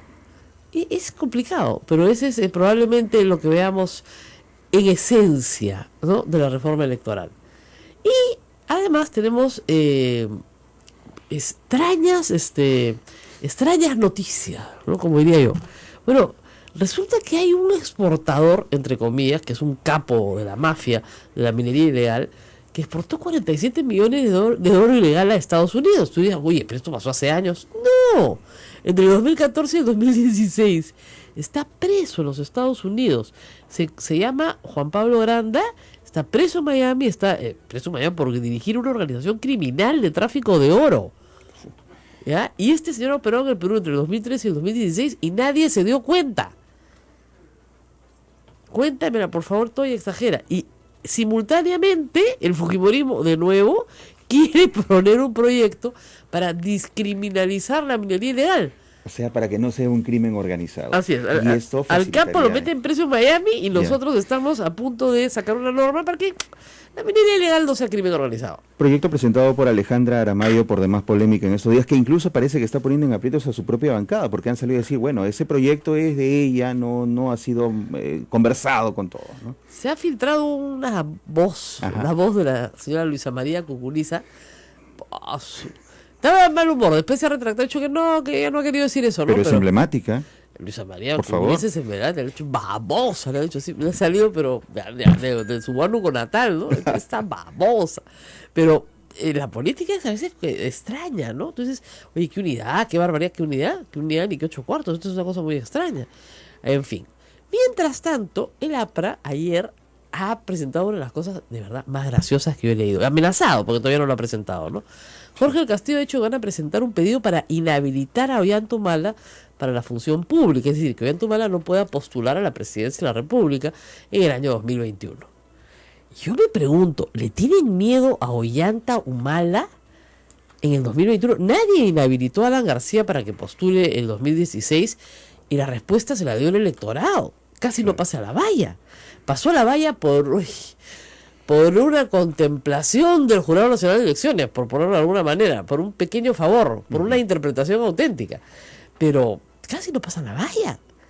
Entonces, ¿creen en el APRA que Ollanta tiene alguna posibilidad de ser un contendor así fuerte, respetable en el 2021? Porque eso es lo que parece, ¿no? Entonces se mueren de miedo de algo que nosotros no sabemos, y ojalá nos lo cuenten, porque en términos de aceptación pública, en todas las encuestas, Toledo y Humala se pelean pues el último lugar, ¿no? Entonces, ¿qué necesidad hay en este momento de inhabilitarlo? Yo ayer escribí, no le ven futuro, y este hombre no tiene ni presente, o sea, ¿cómo le van a ver futuro? Ahora, con la esposa no sé qué van a hacer, porque como ella no ha sido funcionaria pública, no la puedes inhabilitar, pues entonces ahí está fregado, ¿eh? Yo no sé qué sea peor, que postule uno o que postule ella, pero Pero igual les da terror, porque la vemos en portada casi todos los días en algunos diarios, y si no, es noticia en las principales páginas. Exactamente. Entonces yo, pero es que fíjense, ya ese gobierno acabó. Keiko Fujimori ya perdió. Ya ha vuelto a perder con Kuczynski. Si no pueden recuperarse de eso, ya pasó, ¿no? O sea, es como una competencia deportiva, pues se pierde y se gana, hay que saber perder, hay que saber ganar. Ya perdieron, sí, perdieron, pues, pero inhabilitarlo para la función pública. Miren, el gobierno de Ollanta no promovió la inhabilitación de Alan García, promovió una mega comisión que, a pesar de todos los esfuerzos leguleyeros de Alan García y su corte de abogados, porque fue leguleyada tras leguleyada, que no lo podían citar, que lo tenían que volver a citar, que tenían que citarlo con las preguntas, ¿te acuerdas? Que tenían que citarlo con los temas, con las preguntas, con los archivos, o sea, así no te citan, pero ni en el juicio más santo de los Estados Unidos, ya, bueno, a pesar de todas esas leguleyadas, se establecieron algunas informaciones muy importantes, como por ejemplo la cantidad de gente que había conmutado su pena de narcotráfico, traficantes. En algunos momentos pareciera que banalizan el delito y exaltan la figura del narcotraficante. Ahora, cierto es que sí, en la siguiente escena pasan todas las barbaridades que hacen, o sea que tratan de más o menos establecer un balance, ¿no? Pero tú no puedes salir a decir que la comisión de un delito es una actividad digna de ser imitada, ¿no? Esa es la apología. Es decir, este señor lo que ha hecho es un héroe de la patria, está injustamente encarcelado, es inocente, era una guerra, pasaban esas cosas en la guerra, y bueno, pues ya terminó la guerra y vamos a dar la vuelta a la página. Ese es un agregado final de nuestro señor presidente. ¿Ya? No, pues no se puede. Entonces, en el caso del delito, cualquiera que sea, tú no puedes salir a decir, por ejemplo, que secuestrar a Gustavo Borricchi estaba bien. Claro. Él sabía mucho de Sendero, pues lo invitaron a tomarse un cafecito al Pentagonito, eso es lo que lo hemos escuchado. Eso también es apología del delito. Entonces, me parece muy bien que se persiga el terrorismo por apología del delito, porque, digamos, siendo yo más joven que Ismael, pero no menos joven que Abel, que es como dice, mi coetáneo, sí. Sabemos lo que hemos sufrido acá. Tal vez la gente más joven no, y de vez en cuando hay que recordárselo, ¿no? Pero estas personas tienen que estar presas, porque el problema que tienen no solamente son sus actos y los actos que promovieron, sino que sus ideas son muy peligrosas para la democracia, porque la idea primigenia de Manuel Duval es destruir la democracia a partir de la violencia, ¿ya? Y si para ello tiene que sumergir al país en un río de sangre, lo haría de nuevo. No hay ningún arrepentimiento de su parte. Entonces es una persona peligrosísima para la sociedad peruana, que se le ha respetado la vida por una cuestión justa y justamente de respeto democrático por la vida. ¿Ya? Entonces, volvemos a lo de siempre. Respetamos a las personas, no respetamos las ideas. O sea, tu opinión no importa. La opinión de Bebé Guzmán no importa. Se respeta la vida de la persona, pero no se le respeta en cuanto a las ideas que él promueve o promueven sus seguidores en las calles. Y eso merece una sanción. Pero para todos, la reflexión de ¿no hacemos apología del delito algunas veces? ¿O no? Cuando decimos, caramba, tipazo oye, el tipazo era un choro, era un ladrón, un delincuente, y se le presenta, ¿no es cierto? Como, y eso pasa, te voy a decir, en muchos sitios, me contaba, a veces pasa que cuando un ladrón prontuariado logra escapar de la justicia y ser declarado en libertad por medios lícitos o ilícitos, ¿qué pasa cuando llega a su casa? Jarana, fiesta, lo reciben con fiesta, ¿verdad? Y todos saben que es choro, ¿eh? Todos saben que ha robado, que ha asesinado, que ha matado, que todo el barrio entero sale a recibirlo con gran fiesta, ¿no? Si es apología del delito, estás diciéndole a tu entorno lo que él ha hecho no está mal, ¿no? Lo que él ha hecho está bien, ¿no es cierto? Y como está bien, bueno, vamos a celebrar. Ya, no estamos educando a nadie si es que esto continúa. Por esa razón, los terroristas y sus seguidores se sienten tan libres de salir a la calle a decir que estos están presos injustamente y que son efectivamente las víctimas de una persecución. No reconocen la justicia. No reconocen la justicia. Claro. Ayer, además, Bebé Guzmán tuvo una pataleta en medio del juicio de Tarata y lo tuvieron que expulsar de la sala, bien expulsado. Tienes que guardar ciertas reglas de conducta, si no te votan, lo votaron, y bien votado. Y me alegró también que la prensa no levantara mucho la noticia. Es algo que quiero destacar, lo vi esta mañana y sí hay que destacarlo. No pusieron el momento en que él, digamos... perdió los papeles. Me parece bien. Lo informaron. No era necesario. Así es. Y esa es una decisión editorial. ¿Se dan cuenta? Es decir, ya, yo quiero... autorregulación. Exactamente, yo quiero informar, y voy a informarlo todo, pero no le voy a dar tribuna a un terrorista para que pegue gritos a un juez. Así es. De ninguna manera. Y esa es una decisión editorial. Una decisión que le está diciendo al público, te voy a contar todo lo que pasó, pero no quiero la imagen de un terrorista amenazando a la democracia a través del Poder Judicial. Y me parece bien, yo también me dije, qué bien que no lo han sacado. Milagro. No demos ideas, porque de repente lo comienzan a pasar todo el fin de semana, ¿no? Pero sí. ¿Es una amenaza el terrorismo para el Perú todavía? Sí, mientras hayan personas que comparten estas ideas, y lamentablemente el Movadef ha reclutado gente joven, poca, pero han reclutado gente joven a la cual le ha vendido un cuentazo, por supuesto, y un cuentazo que siempre es lindo, ¿no? Porque vas a cambiar el mundo, vas a hacer una revolución, no van a haber pobres, todo va a ser justicia, tenemos un gran líder, te sientes perteneces a un grupo. O sea, fíjense, una cosa hay que decirla claramente: si Abimael Guzmán reclutó en los 70s la cantidad de jóvenes universitarios de la burguesía ayacuchana que reclutó, fue porque el hombre tenía, digamos, algún poder de persuasión.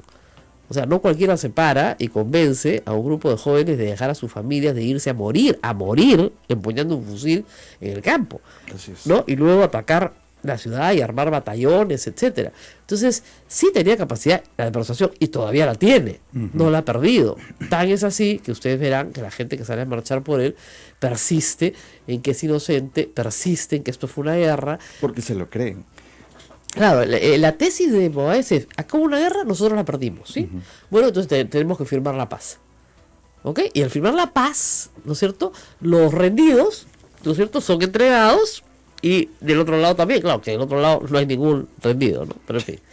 Bueno, vamos a hacer una pausa porque ya llegó Edmundo Cruz, y nos va a contar una historia muy interesante. Edmundo Cruz está lleno de historias, tiene muchísimas investigaciones, de las más grandes que se han hecho, entre ellas La Cantuta, por ejemplo. Con documentos en mano. Y llega con documentos, siempre está con libretas y documentos en mano. Muy bien. Y siempre tiene grandes historias que contar.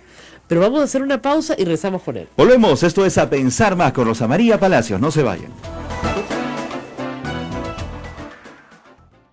Sodomco, Sociedad Dominica de Medios de Comunicación. 8 de la mañana, 37 minutos, ya está con nosotros el periodista Edmundo Cruz. Rosa María, adelante. Efectivamente, Edmundo Cruz está con nosotros, llega con sus recortes, sus libretas, tiene todo el material publicado en el año 2011. Edmundo, gracias por estar con nosotros. Y te voy a pedir que te acerques al micro, porque la historia que vas a contar es importante. Yo recuerdo que tú hiciste una muy buena investigación en Madrid. La Sociedad Dominica de Medios de Comunicación, Sodomco, presenta A Pensar Más con Rosa María Palacios.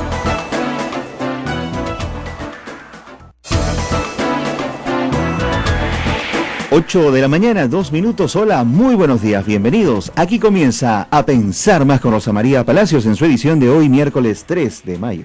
Bueno, y estamos nuevamente con ustedes para acompañarlos. Vengo un ratito de la iglesia aquí de Santo Domingo. Los que me siguen en Twitter seguramente se van a encontrar una foto que he colgado. Se ha inaugurado un altar muy bonito. Bueno, obviamente es un altar que ya existía, ¿no?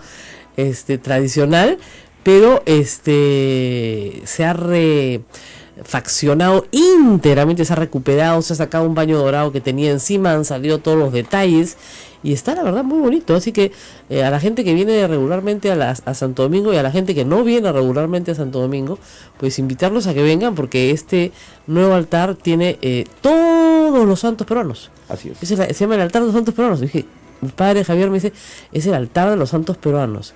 Y te digo, el altar de los... Es verdad, ¿no? Acá está Santa Rosa, San Martín de Porres y San Juan Macías. Así que por santos no nos quedamos, ¿no es cierto? Restaurado, no me olvidé la palabra, refaccionado, restaurado. Bueno, y después de este pequeño, breve paseo matutino, antes de entrar a la cabina, porque esto queda al lado de donde estamos, así que es muy cerca, pues conversar sobre algunos aspectos que hoy día celebramos. Primero, feliz Día de la Libertad de Expresión. Así es. Aunque no tenemos mucho que celebrar, ¿no es cierto? Pero sí hay que decirlo, hoy se celebra en el mundo entero el Día de la Libertad de Expresión. Y la verdad es que las cosas no andan muy bien para la libertad de expresión en el mundo entero, en lo que se llama la era de la posverdad.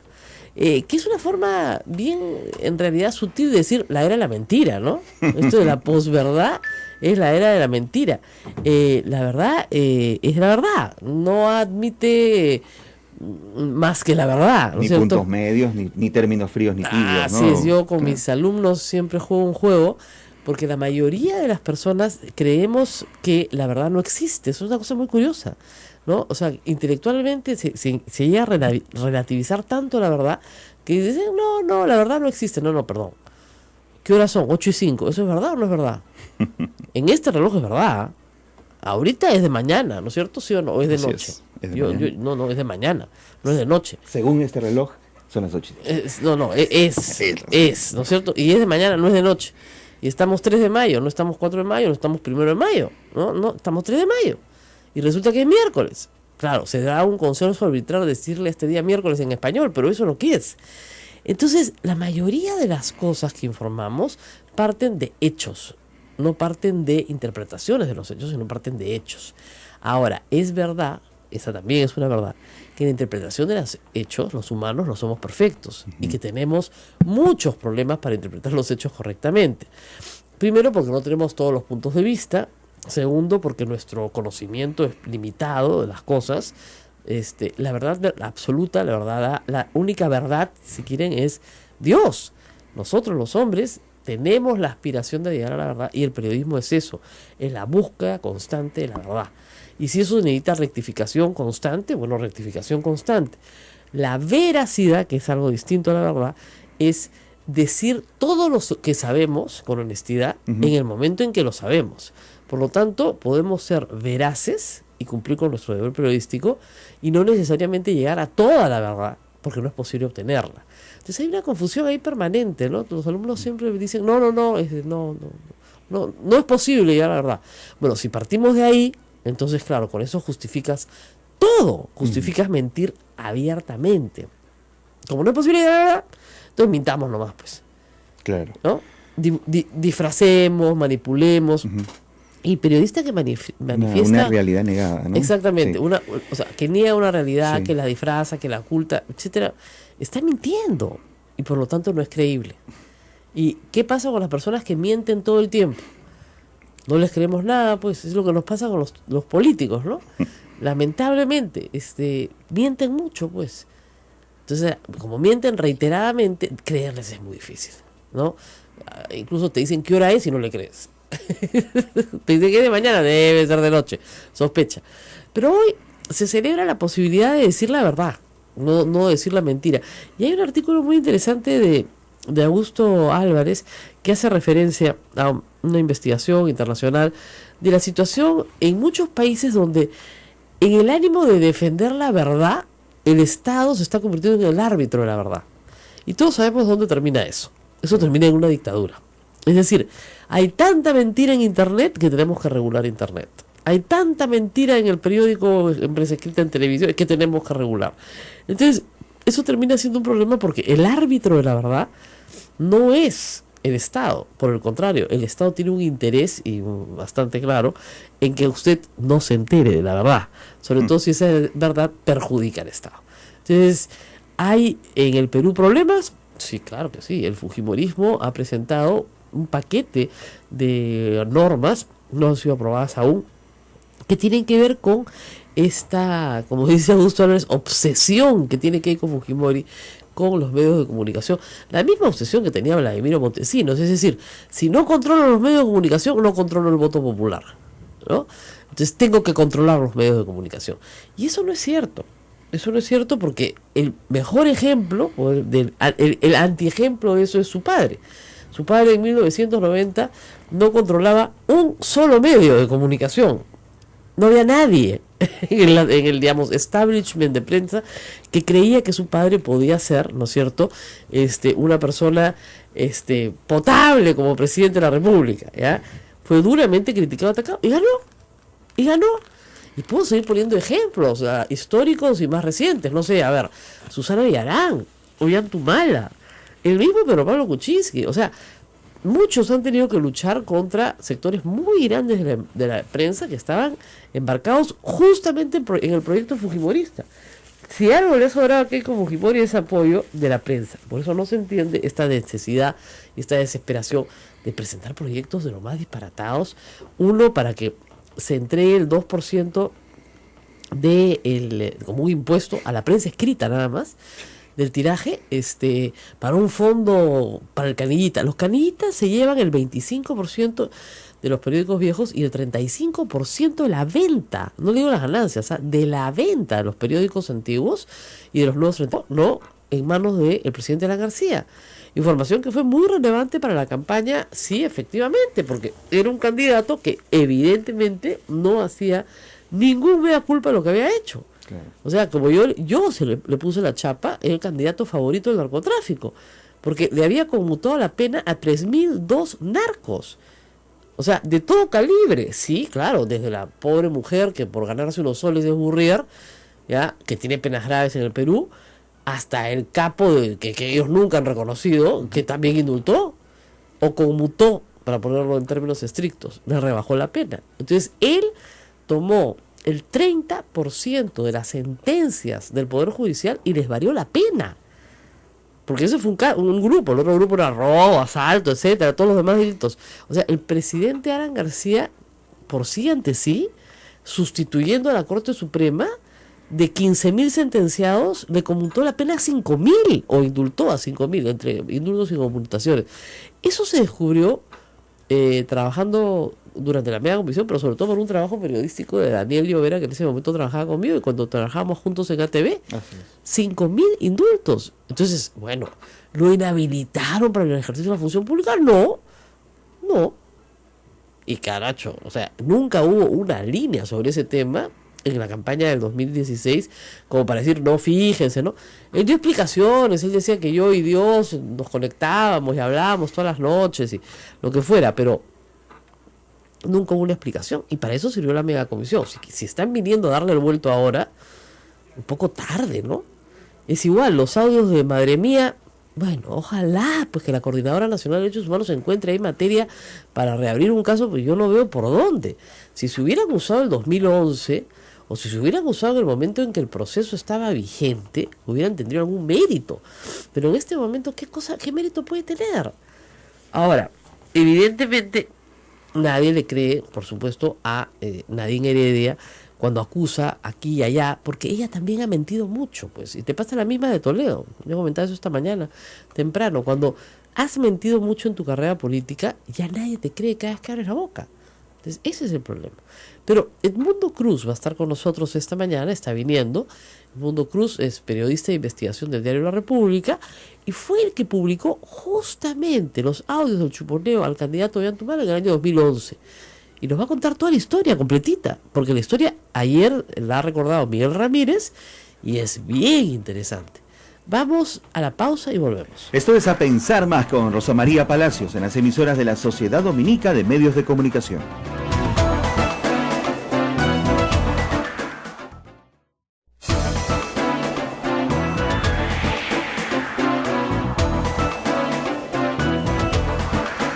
Ocho de la mañana, 22 minutos. Esto es A Pensar Más con Rosa María Palacios en las emisoras de Sodonco, Radio Santa Rosa en Lima, Radio Santo Domingo Chimbote, Radio San Martín Arequipa, Radio Veritas RTV Cusco, Radio Cepagua Ucayali, Radio Quillabamba La Convención y Radio Madre de Dios en Puerto Maldonado. El saludo para todos los que nos escuchan también por el streaming y por YouTube, en el On Demand. Y en el On Demand. En el On Demand. Claro, lo pueden escuchar en cualquier momento, cuando ellos quieran. Claro, sí. Y gracias por los saludos de cumpleaños también que se han dado por ahí. Oye, sí, allá por Twitter bien. también me dan. Saludos Ismael. Las fans, sobre todo femeninas, ¿ah? Sí, bastante femeninas tenía. Saludos Ismael. Y yo decía, y a mí no me saluda nadie, ¿qué pasó? Pero no era mi santo tampoco. Bueno, otro de los líos del día está en el tema de Movadef. Y vamos a esperar que llegue Edmundo en unos momentos para pasar al otro tema, pero terminemos con eso. Movadef, como ustedes saben, el 1 de mayo aprovechó la marcha de la CGTP para colarse y hacer su propia marchita. Pero tenían apoyo policial y según el director nacional de la policía, él estima que no hay apología del terrorismo. Obviamente él estima eso porque si lo hubiera y le hubiera dado apoyo policial, sería cómplice de un delito, claro. ¿No es cierto? Entonces, evidentemente lo va a decir. Sin embargo, el ministro y el procurador del Ministerio del Interior han presentado una denuncia por apología del terrorismo, que no es la primera que tiene, ¿no es cierto?, este señor Fajardo. Ya tiene una por otra marcha hace unos meses, también en el centro de Lima. Entonces, si lo van a procesar, yo digo, procesenlo rápido, ¿no? No déjense que se acumulen una sobre otra las denuncias, porque fíjense, estas personas tienen una gran experiencia en el Poder Judicial. O sea, no son nuevos. Tienen años de juicios, litigios, carcelería, etcétera. Entonces, no se van a asustar con que les digan que les van a seguir un proceso, ¿no? O sea, si, eso no les mete miedo. Claro. Ahora, habría que establecer en qué condiciones estas personas pueden hablar y en qué condiciones todos podemos hablar, y eso es importante, de la conducta de alguien que ha hecho tanto daño al país. O sea, un grave violador de derechos humanos, o sea, piensen ustedes, un grave violador de derechos humanos no merece, ¿no es cierto?, que su figura sea exaltada, ¿ya? Principio general. Un grave violador de derechos humanos no merece que... Y estos señores están con fotografías. Exactamente. Claro. Entonces están exaltando la figura de una persona que está condenada a carcelería muy larga, perpetua, por graves violaciones a derechos humanos. Y con ellos estaban las fotos de otros también, Morot, etcétera, que también están condenados a graves violaciones de derechos humanos. Ahora, alguien preguntó ayer, ¿y qué hacemos con Fujimori? Y yo pregunté, ¿por qué? Porque está condenado a graves violaciones de derechos humanos y hay un grupo activo de gente que exalta su nombre. Claro. ¿Eso es apología del delito o no? Y ahí el reloj se detiene. No se me había ocurrido. Pero la verdad es que el Código Penal es bien claro. Porque no dice la apología del delito, ahí Guzmán dice la apología del delito. De cualquier delito. No hay término terrorismo aquí. No, porque acuérdate que la apología del terrorismo desapareció porque el tipo penal estaba muy mal redactado. Así y mira, es. un periodista podía terminar preso por cubrir el tema del terrorismo. Correcto. Entonces se estableció apología del delito. Entonces yo no puedo salir a exaltar, ninguna autoridad, ninguna persona, ningún periodista, a exaltar una actividad delictiva. Por ejemplo, yo no puedo salir y decir, oye, mira, este hombre que está detenido en Miami, estupendo, ídolo, este hombre que bien ha robado en el Perú, caracho, qué envidia. Eso es apología del delito, pues, ¿no? Caramba, ¿no? Tú no puedes decir, joven peruano, mira, sigue los pasos de esta persona, claro, porque esto es lo que te va a dar plata y vas a ser rico. Ya, eso es apología del delito. Lo estoy haciendo de la manera más burda posible para que ustedes lo entiendan, ¿no es cierto? Yo no puedo decir el secuestrador tal cara, pero qué bárbaro, cómo secuestraba, ¿no? Es más, incluso estas series que estamos viendo sobre